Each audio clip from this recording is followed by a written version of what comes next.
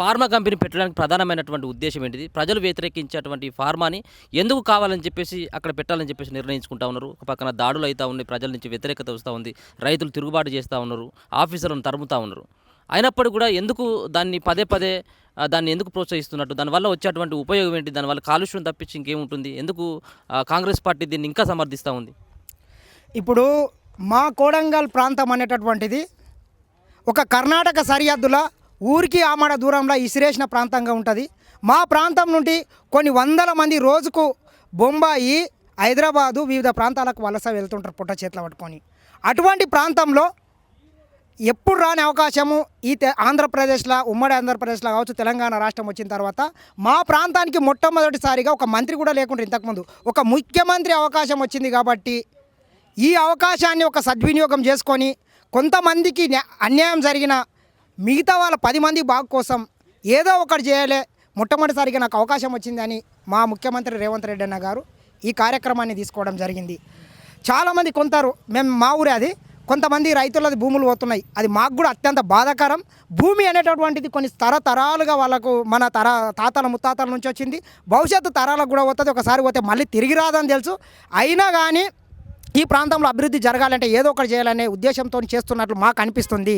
మరి ఇటువంటి ఒక అవకాశాన్ని ఇవన్నీ కొడంగల్లో అభివృద్ధి జరిగితే మాకు రాజకీయ భవిష్యత్తు ఉండదనే ఒక దురుద్దేశంతో మాజీ ఎమ్మెల్యే ఒక రౌడీ పట్నం నరేందర్ రెడ్డి అనేటటువంటి ఒక వ్యక్తి తన టీఆర్ఎస్ గుండాలతోటి ఈ రకంగా అధికారుల మీద దాడి చేయించడం ఎంతవరకు కరెక్టు? మీకు నిజంగా చెప్పాలంటే అవకాశం ఉంది. మీరు ప్రజాస్వామ్యయుతంగా ఒక రాజ్యాంగబద్ధంగా మీరు ధర్నాలు చేయొచ్చు, రాస్తారోక్ చేయొచ్చు, ఇంద్రపార్క్ దగ్గర ధర్నా చేయొచ్చు, అన్ని అవకాశాలు ఉన్నాయి. మీ కేసీఆర్ లాగా ధర్నా చౌక్ అయితే ఏం ఎత్తేయలేదు కదా.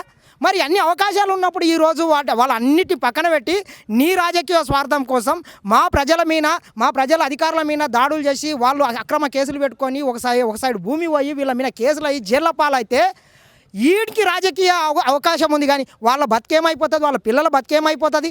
దీనివల్ల ఏం సంకేతం ఇవ్వదలుచుకున్నాడు పట్నం నరేందర్ రెడ్డి? అంటే ఉపాధి కల్పించాలంటే రకరకాలైనటువంటి మార్గాలు ఉన్నాయి.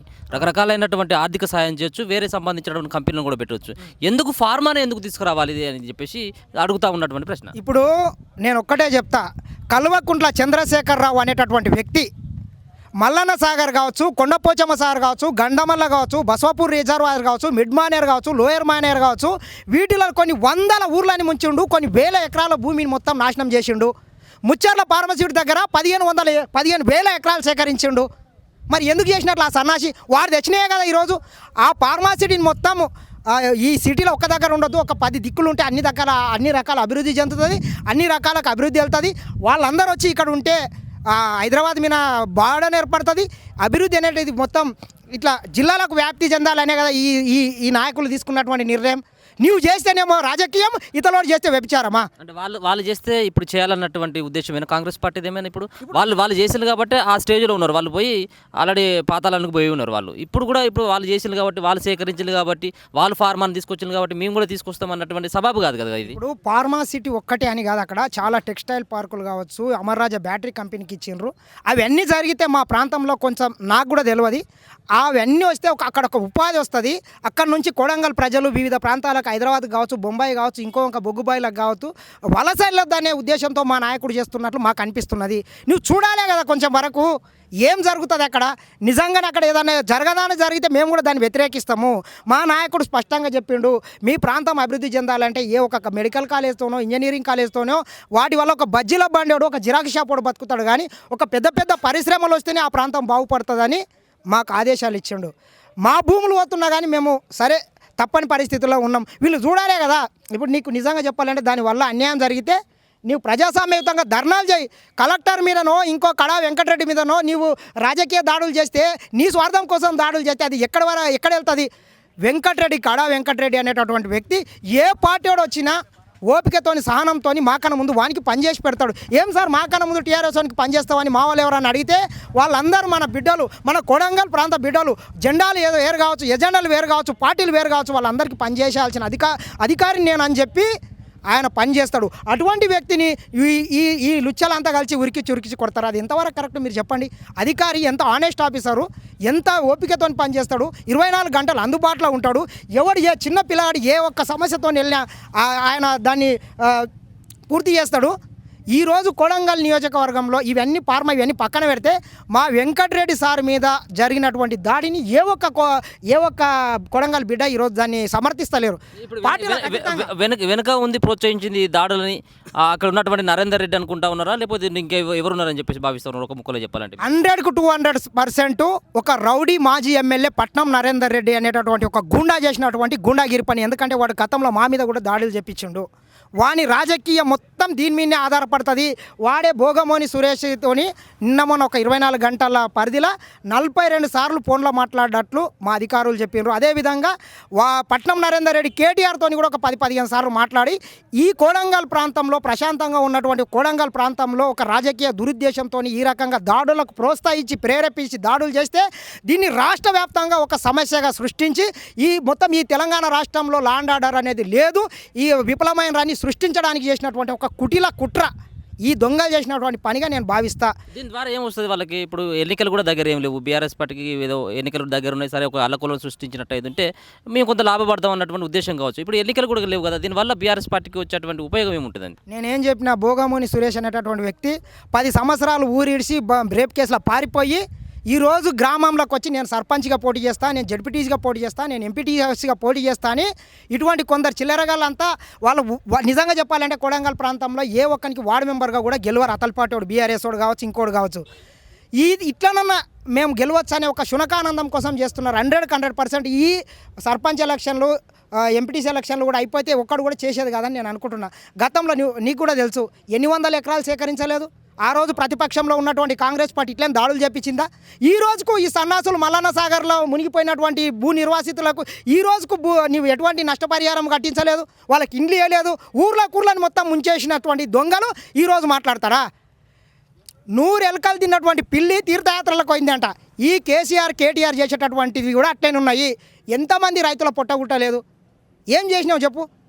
నీవు చేస్తేనేమో రాజకీయం, ఇతరులు చేస్తే వ్యభిచారమా? ఎంతవరకు కరెక్ట్ అంటావు? మేము మరి పరిహారం విషయంలో కూడా రైతులకు సరిగ్గా అందట్లేదు. మీరే అంటా ఉన్నారు 40-50 లక్షలకు ఉన్నటువంటి ఎకరాన్ని ఇక్కడ కనీసం సగం ధర కూడా ఇవ్వట్లేదు ప్రభుత్వం. ఎట్లా రైతులు అట్లా వాళ్ళను మోటివేషన్ చేయాల్సినటువంటి బాధ్యత మీలాంటి వాళ్ళ పైన ఉంటుంది కదా? ఎందుకు వాళ్ళకు ఇంకా అన్యాయంగా వాళ్ళు పంటలు పండించేటువంటి భూములను కూడా ఈ ఫార్మా కోసం ఇస్తూ ఉన్నారు కాబట్టి వాళ్ళకు నష్టపరిహారం ఇచ్చేట్లో కూడా ప్రభుత్వం కూడా వేరే రకంగా ప్రవర్తిస్తుంది, వేరే రకంగా చూస్తుంది వాళ్ళని అని చెప్పేసి కొంత ప్రచారం జరుగుతూ ఉంది. గతంలో ఇదే కేసీఆర్ ముచ్చర్ల ఫార్మసిటీ కావచ్చు, పాలమూరు రంగారెడ్డి ఎత్తిపోతల పథకం కావచ్చు, కాళేశ్వరం పథకం కావచ్చు, దాంట్లో ఎంత ఇచ్చిండు ఆ సన్నాసి? వానికి తెలియదా? 2013 భూసేకరణ చట్టం ఏముంది? 3 ఇంతలు ఎక్కియాలని ఉంటే వాడు 2 ఇంతలు కూడా చక్కగా చేయలేదు. 4 లక్షలు ఇచ్చి చేతులు దులుపుకున్నాడు. ఈరోజు మా ప్రాంతంలో వాళ్ళు అధికారికంగా ఫస్ట్ 10 లక్షలు ఇస్తాం, DTCP లేఅవుట్ చేసి 125 గజాల భూమి ఇస్తాం, ప్రతి ఒక్కరికి ఎకరాకు 125 గజాలు ఇస్తాం, ఇందిరమ్మ ఇల్లు ఇస్తాం, దాంతోపాటు ఒక ఉద్యోగ భద్రత కూడా కల్పిస్తామని వాళ్ళు చెప్పారు. వీళ్ళు చూడాలే కదా. 10 లక్షలు కాకపోతే 20 లక్షలు అడుగు, కొట్లాడతాం మేము కూడా. ప్రభుత్వం ఇవ్వడానికి రెడీ ఉంది, కానీ నువ్వు దాడులు చేసి ఏం సాధిస్తావు అంట? దాడులు చేయడం వల్ల అమాయక ప్రజల మీద కేసులు అయ్యి ఈరోజు వాళ్ళ జైళ్ళ పాలై ఒక సైడు భూములు అయ్యి మా రైతులు అన్నమో రామచంద్ర అయితే కొడంగల్ బిడ్డలు వీడు సునకానం పొందుతున్నాడు కదా, తప్పిస్తే అంతకన్నా ఎక్కేముంది చెప్పండి మీరు? ఇది ఎంతవరకు కరెక్ట్ కాదు. భూములు అయ్యి వాళ్ళ మీద కేసులు అయ్యి ఎవడన్నా ఇప్పుడు చట్టం ప్రకారం చట్టం తన పని తను చేస్తుంది. అధికారుల మీద, కలెక్టర్ల మీద, పోలీసుల మీద దాడులు చేస్తే వాళ్ళు ఏం చేస్తారు? కేసులు పెట్టి వాళ్ళు వీళ్ళని బొక్కలేసిపోతారు. రేపు వాళ్ళని ఎవరు కాపాడేది? గుండె దొరకపోతుంది. మా రైతుల మీద కేసులు అయ్యి మా భూములు అయ్యి నీ రాజకీయ స్వార్థం కోసం, నీవు 4 ఓట్ల కోసం ఈ పట్నం నరేందర్ రెడ్డి గారు నిన్న మొన్న పీక్తా, నాడతా, పొడుస్తా, అడ్డం అనుకుంటా అవసరమైతే కేటీఆర్ గారిని తోలుకొస్తా అని చెప్పిండు. మరి ఎందుకు తోలుకరాడాడు తెల్లారెడ్డికల్లా? ఎందుకు కోడంగల్ అడుగు పెట్టలేడు? రమ్మని ఇప్పుడు ఆ కొడుకుని చూద్దాం. ఎందుకు రాలేడు? వాడు రెచ్చగొట్టి వాళ్ళ మీద దాడులు చేపించి వాళ్ళ మీద కేసులు పెట్టించి నీకు 4 ఓట్లు రావాలి, 4 సర్పంచులు గెలవాలి, 4 ఎంపీటీసీలు గెలవాలి అనేది కానీ ఉద్దేశం లేకపోతే మరి ఈరోజు ఎందుకు రాలేడు? సన్నాసి నా కొడుకు రావాలే కదా, ఈ రైతుల పక్షాన నిలవాలే కదా. ఎందుకు రాలేదు చెప్పు? నీవే చెప్పు, ఎందుకు రాలేదు? వాడు ఈరోజు కేటీఆర్ గారిని తోలుకొని వస్తున్నాడు. ఎందుకు రాలేదు? కేటీఆర్ గారు చేసింది ఏంది గతంలో? ఇకనన్నా మా ప్రాంతం బిడ్డలు కొంచెం సంయమనంతో ఉండండి. ప్రభుత్వం ఎటువంటి నిర్ణయం తీసుకుంటుందో మీకు నిజంగా చెప్పాలంటే అవకాశం ఉంది. మీరు ధర్నాలు చేయండి, రాస్తారోకోలు చేయండి, మేము కూడా మద్దతు ఇస్తాం, ప్రజాస్వామ్యయుతంగా చేద్దాం. ప్రభుత్వాన్ని ఇంకా 10 లక్షలు ఎక్కడుగుదాం, తీసుకుందాం కొట్లాడి. అంతేగాని నీవు వాడెవడో నరేందర్ రెడ్డి గారు చెప్పిండు, కేటీఆర్ గారు చెప్పిండు, నేను అడ్డపడతా, పొడుస్తా, నాకుతా అంటే ఎందుకు రాలేడు? ఈరోజు వాడు రావాలే కదా. కావున ఇకనన్నా తస్మాత్ జాగ్రత్త మాజీ ఎమ్మెల్యే పట్నం నరేందర్ రెడ్డి. నీ రౌడీయిజం, నీ గుండాయిజం, నీ షాబాద్ తెలివితేటలు తెచ్చి కొడంగల్లో వాడితే ఈ కొడంగల్ బిడ్డలు చాలా తెలివైన వాళ్ళు, నీకు బుద్ధి చెప్పిండ్రు. మళ్ళొకసారి కొడంగల్లో నిన్ను దిర్గనిచ్చే పరిస్థితి కూడా ఉండదని నేను మరొకసారి హెచ్చరిస్తున్నాను.